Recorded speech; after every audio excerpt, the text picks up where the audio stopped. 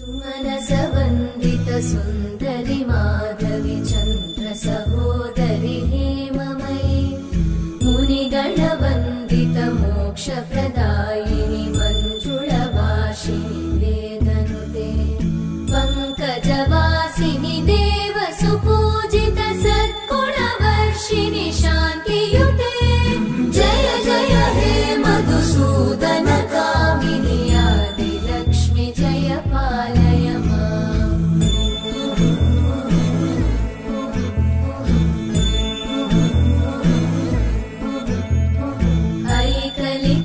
ऐकलिकल्मषनाशिनि कामिनि वैदिकरूपिणि वेदमये क्षीरसमुद्भव मङ्गलरूपिणि मन्त्रनिवासिनि मन्त्रनुते मङ्गलदायिनि अम्बुजवासिनि देवगणाश्रित पादयुते जय जय हे मधुसूदन कामिनि धान्यलक्ष्मि जय पालय माम्।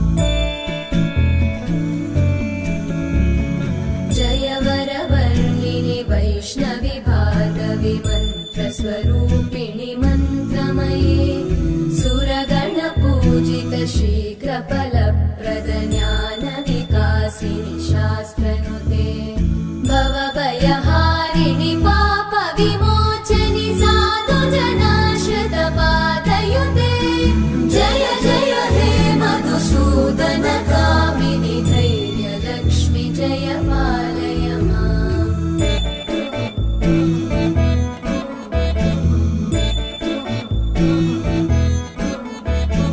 जय जय दुर्गतिनाशिनि कामिनि सर्वफलप्रद शास्त्रमये रथगजतुरगपदादिसमानुत परिजनमण्डित लोकनुते हरिहर ब्रह्म सुपूजित सेवित तापनिवारिणि पादयुते जय जय हे मधुसूदन